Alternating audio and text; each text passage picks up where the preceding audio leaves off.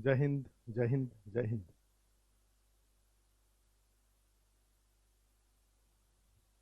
Start कर लीजिए।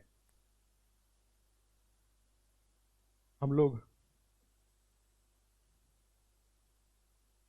CRR note किया था हमने। Good evening, good evening, good evening.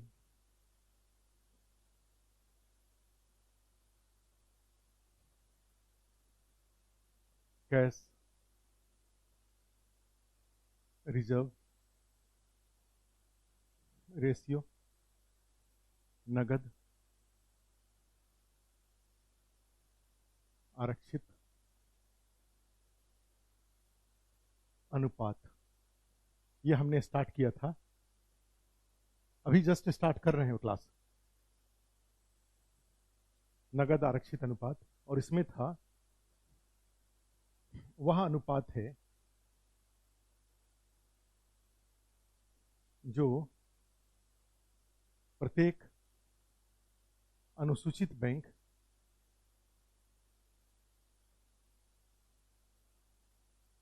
वह अनुपात है जो प्रत्येक अनुसूचित बैंक को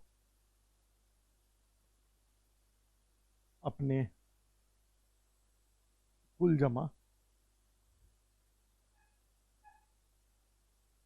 जमा का, वह अनुपात है जो प्रत्येक अनुसूचित बैंक को अपने कुल जमा मतलब NDTL, स्टेटमेंट लिख रहा हूं पहले, उसके बाद समझाता हूं।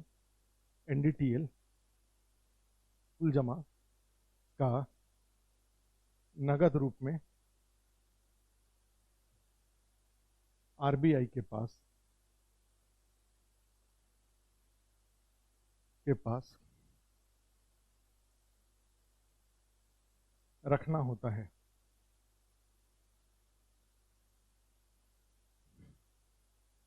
नहीं, पीछे का नहीं है, यहीं से शुरू किया है, अभी जस्ट शुरू ही किया। वॉइस लो कैसे होगा? Hello hello. चलो ठीक है, अब ठीक होगा, ठीक होगा। नहीं, अभी आ जा रहे हैं। कठोर का मतलब होता है बाजार से मुद्रा को हटाना, और उदार का मतलब होता है बाजार में मुद्रा को भेजना। ठीक है, उदार मतलब क्या होगा भाई? ज्यादा से ज्यादा करेंसी बाजार में जाए। और कठोर का मतलब हुआ, अच्छा आपका फर्स्ट क्लास है तो फर्स्ट क्लास में देखो, हम एक बात बस आपको बता दें कि हमने एक टॉपिक आप नोट कर लीजिए। बस एक टॉपिक नोट कर लीजिए, वो है RBI, reserve bank of India. और RBI के दो हैं, एक उसका परिचय, भारत का केंद्रीय बैंक है, 1935 में इसकी स्थापना की गई थी। और फिर इसके कार्य, और कार्य में पहला कार्य है मौद्रिक नीति। ठीक है, और ये मौद्रिक नीति दो तरह के होते हैं। एक होता है कठोर मौद्रिक नीति, मॉनेटरी पॉलिसी, और दूसरा होता है उदार मौद्रिक नीति। जब बाजार में कैश ज्यादा होता है तो कठोर मौद्रिक नीति का उपयोग करके ब्याज दर को क्या करते हैं? ब्याज दर को बढ़ा देते हैं। और ब्याज दर बढ़ाते हैं तो लोग नया कर्ज कम लेते हैं और पहले से जो लिए हुए हैं उसको वापस कर देते हैं। वॉइस कम आ रहा है, वॉइस कम यहां से कंट्रोल हो सकता है क्या? यहां से बढ़ सकता है, यहां से वॉइस? हाँ, यहीं से सिस्टम से, यहां से सिस्टम से है ना? ना, इसकी नहीं, वहां आपके आपके सिस्टम से।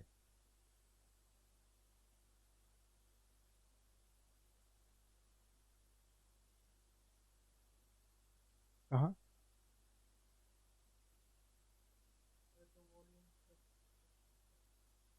अच्छा, वो तो उसको बढ़ा दीजिए, देखें, प्लस प्लस साइड में कर दीजिए। Hello hello hello hello hello hello hello. हाँ hello hello hello hello hello. अब बताइए, आओ साउंड। Hello hello hello. बहुत ही लो है साउंड, प्लस साइड और करिए। Hello hello hello. सब okay okay okay okay okay, ठीक है, ओके है, ठीक है।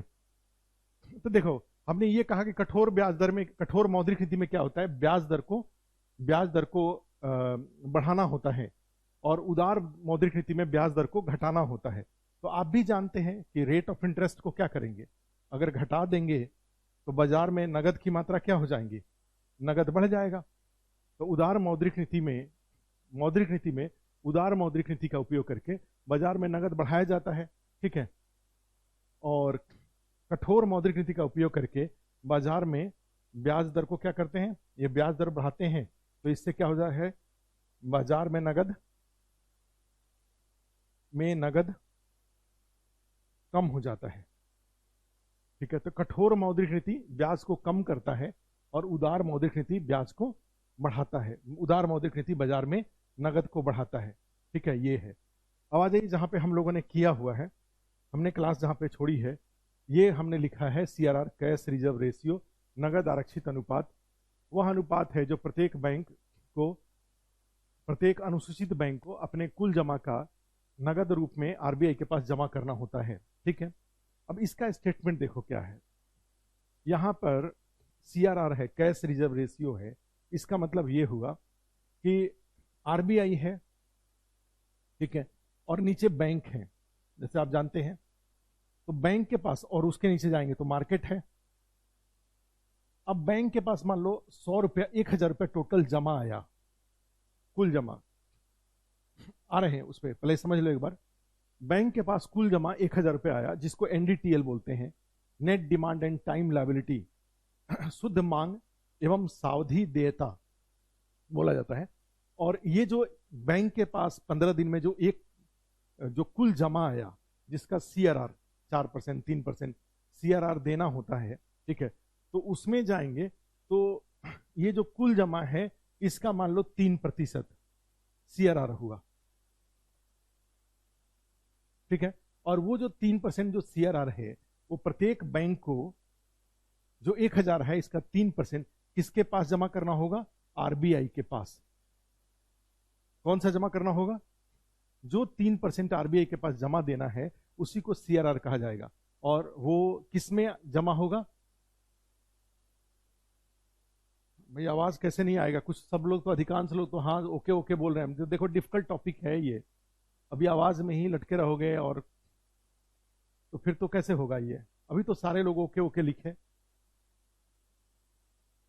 अब NDTL का समझना, आवाज कम होना, कल का छुटा होना, तो ये सब करते करते कैसे करेंगे फिर।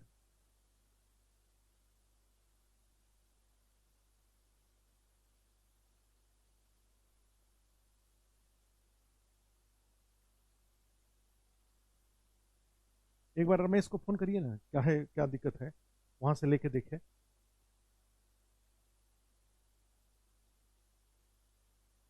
बड़ा दिक्कत है भाई।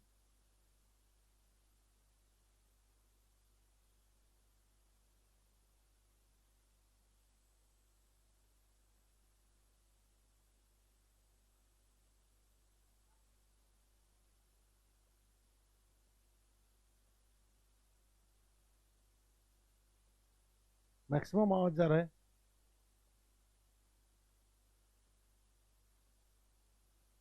Hello hello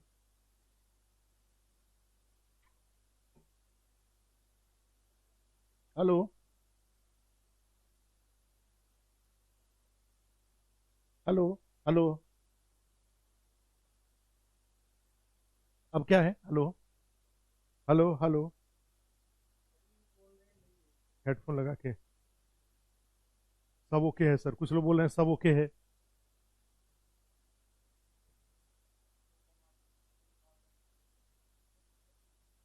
hello hello hello. Shiva और hello hello. All is well. तो किसी का आवाज ही नहीं जा रहा है तो फिर कैसे क्लास करेंगे हम लोग, फिर क्लास को रोक लेते हैं।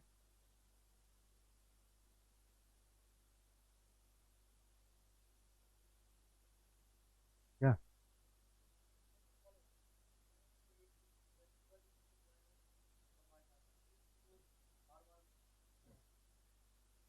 हाँ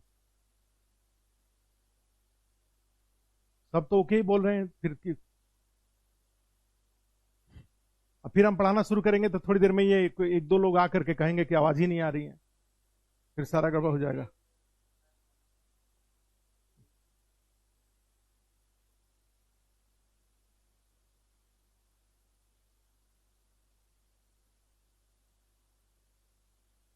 आवाज बिल्कुल ठीक है, कुछ लोग बोल रहे हैं, कुछ लोग यही कर रहे हैं।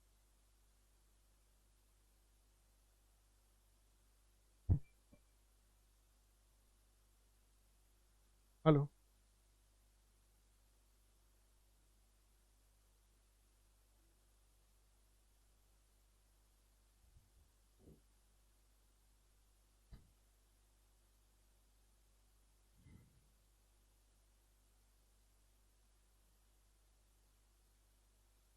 Hello hello. चलो ठीक है, ठीक है।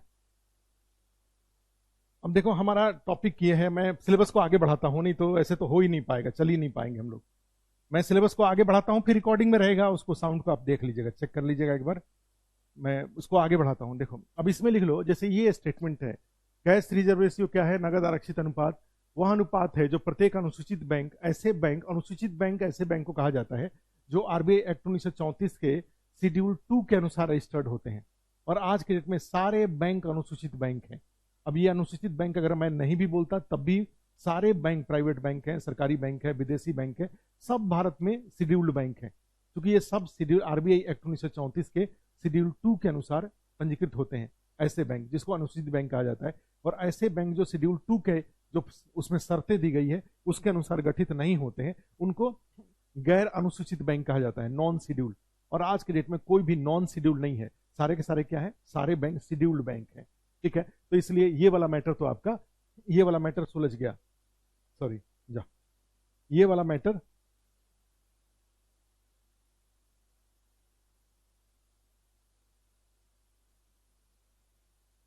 क्या लिखे? जमा का नगद रूप में।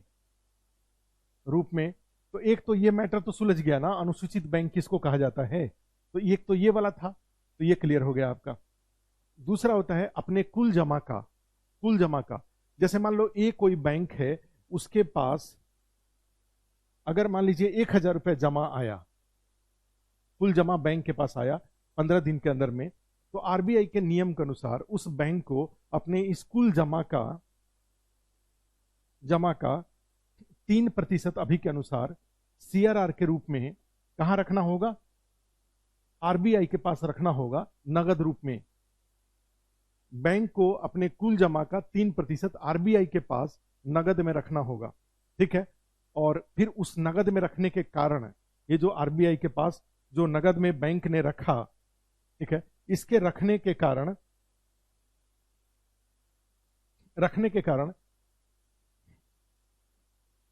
जैसे जो आरबीआई है, बैंक है, और ये मार्केट है, तो ये मान लीजिए बैंक के पास ये कुल जमा है। बता रहा हूं एनडीटीएल क्या होता है, अभी इसको पहले समझिए, सीआरआर को। कुल जमा है बैंक के पास, आरबीआई ने कहा कि भाई अब आपको, अभी मान लीजिए मौद्रिक नीति आरबीआई ने जारी किया और उसमें कहा कि सीआरआर 3% है अभी के टाइम पे। लेकिन आरबीआई को इस बात की सूचना बाजार से मिली है कि बाजार में नगद थोड़े ज्यादा हैं। ठीक है, तो नगद ज्यादा है तो नगद को बाजार से कम करना होगा। और कम करने के लिए सबसे अच्छा तरीका क्या है कि यहां से, ये बाजार से, माने ऐसे उपाय किए जाए जिससे कि ये बाजार में जो नगद फैला हुआ है ज्यादा, वो यहां से हट जाए। ठीक है, यहां पे आरबीआई को मुद्रास्फीति के दरों के आधार पे ये पता चला कि यहां पर नगद ज्यादा है, तो नगद ज्यादा है तो ऐसे आरबीआई को उपाय करने पड़ेंगे मौद्रिक नीति का उपयोग करके, जिससे पैसा यहां से हटे। अर्थात यहां पे नगद क्या करना है? नगद को कम करना है मौद्रिक नीति का उपयोग करके। तो नगद को कम करना है तो उसके लिए क्या किया जाएगा? तो उसमें एक उपाय हुआ, सीआरआर को, आप जानते हैं कि नगद को कम करना है इसको नीचे की तरफ, तो सीआरआर को क्या करेंगे? बढ़ा देंगे। आपने देखा होगा, हमने एक फॉर्मूला आपको बताया था कि all tools are inversely proportional to cash. उल्टा होता है ये सीआरआर, एसएलआर, बैंक रेट, ये जितने भी रेट होते हैं वो सारे उल्टा होते हैं। ठीक है, और ये जो उल्टा होते हैं तो उसको all tools are inversely proportional to cash, इसके व्युत्क्रमानुपाती होते हैं। अर्थात इसको बढ़ाएंगे तो नगद क्या हो जाएगा? घट जाएगा, और इसको घटाएंगे तो नगद क्या होगा? बढ़ जाएगा। ठीक है, तो इस तरीके से। अब यहां पे देखो क्या सूचना मिली है? बाजार में नगद को कम करना है। अर्थात बाजार में नगद क्या है, पहले नगद अधिक है उसे क्या करना है, उसे कम करना है। तो कम करने के लिए क्या करेंगे भाई, सीआरआर यहां पे 1 मिनट के लिए मान लीजिए ये सीआरआर है जो 3% है। तो सीआरआर जब 3% है तो बाजार में नगद को कम करना है, तो सीआरआर को क्या करेंगे, इसको यहां से इसको बढ़ा के 4% मान लीजिए कर दिया गया 1 मिनट के लिए। अब जब 4% कर दिया गया 3% से बढ़ा करके, तो इससे क्या होगा, बैंक ने पहले यहां से अपने यहां से यहां पर 3% जमा दे रखा था। अब 3% जो जमा दे रखा था, तो उसमें से अब आरबीआई के निर्देश के अनुसार बैंक को 1% एक्स्ट्रा अमाउंट यहां से निकाल करके कहां दे आने होंगे, इसमें +1% कर देना होगा। आरबीआई के पास 1% एक्स्ट्रा अमाउंट दे आना होगा। और ये जो 1% एक्स्ट्रा अमाउंट आरबीआई द्वारा दे दिया जाएगा वहां पे, ये बैंक द्वारा वहां पे जमा कर दिया जाएगा, तो ये बैंक के पास जो नगद है, यहां पे जो नगद है वो नगद क्या हो जाएगा, घट जाएगा। जो पहले बैंक के पास व्यवसाय करने के लिए जो पैसा था उसमें से वो कम हो जाएगा। क्यों? क्योंकि इसमें से पैसा निकाल करके सीआरआर के बढ़ने के कारण आरबीआई ने, बैंक ने आरबीआई के पास जाके जमा दे दिया, तो बैंक के पास नगद कम हो जाएगा। और बाजार में आप भी जानते हैं कि आलू का, प्याज का, सब्जी का, किसी भी चीज का सप्लाई जब कम हो जाता है तो उसका रेट क्या हो जाता है, बढ़ जाता है। तो बैंक के पास नगद अगर यहां पे कम हो गया तो ब्याज दर क्या हो जाएगा, ब्याज दर बढ़ जाएगा। और ब्याज दर बढ़ जाएगा तो हम आप क्या करेंगे, कल से बैंक का ब्याज दर 7% था, उसके बदले 9% हो गया, तो हम लोग क्या करेंगे, एक यहां पर नया कर्ज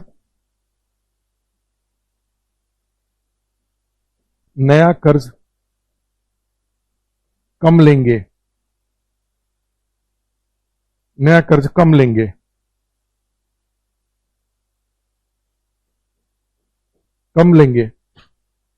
ठीक है। आरबीआई से चूंकि ब्याज दर ज्यादा हो गया तो मोटरसाइकिल खरीदने के लिए, 4 पहिया खरीदने के लिए, मकान खरीदने के लिए और भी कई उद्देश्यों के लिए बैंक से जो पैसा लेना था वो पैसा क्या किया हमने, अब कम कर दिया, कम लेंगे। लेकिन ये बढ़ाया गया था कम आए इसके लिए नहीं, जो यहां ज्यादा है उसको घटाने के लिए। तो ज्यादा है तो घटेगा कैसे, वो कैसे घटेगा। भारत में जो बैंक से लोग कर्ज लेते हैं वो कर्ज 2 तरह का होता है, एक होता है फ्लोटिंग रेट ऑफ इंटरेस्ट पर और एक होता है फिक्स्ड रेट ऑफ इंटरेस्ट पर।